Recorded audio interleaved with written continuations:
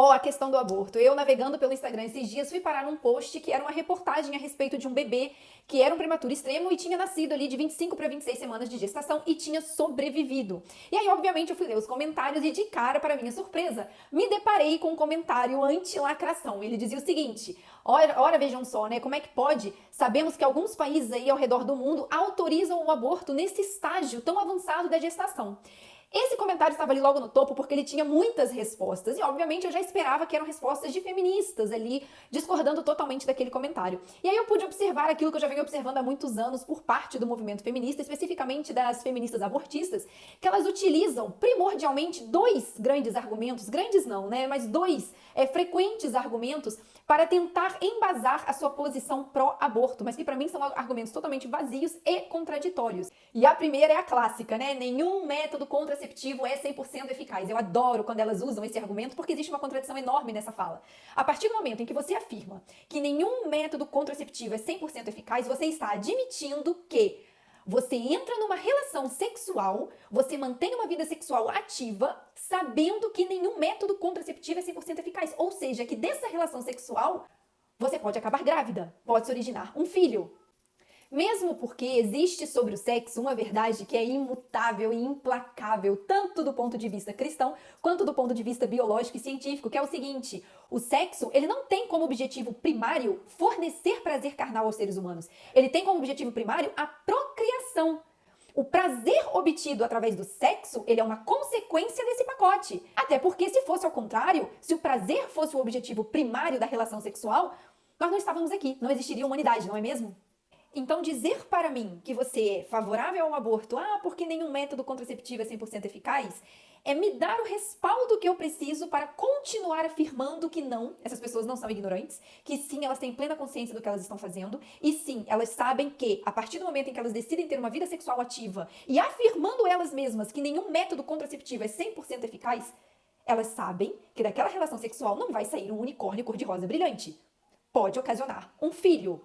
Mas o que elas querem é continuar apenas com a parte que lhes dá prazer da vida sexual. Elas não querem assumir as responsabilidades que vêm junto com uma vida sexual ativa. E aí, outro argumento idiota, mas que elas acham muito inteligente, é aquele do, existem não sei quantos milhões de crianças sem o sobrenome do pai no registro, isso significa que o homem, ele tem a escolha de ser pai ou não, ele pode simplesmente abandonar seus filhos.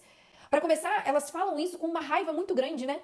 Da natureza, da biologia, de Deus, pela capacidade de gestar, estar com a mulher e não com o homem.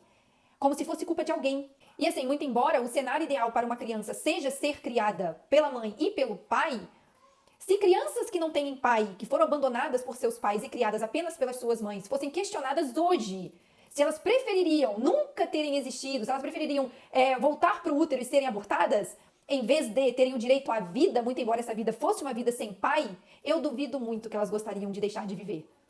Eu duvido muito que elas gostariam de ter sido abortadas.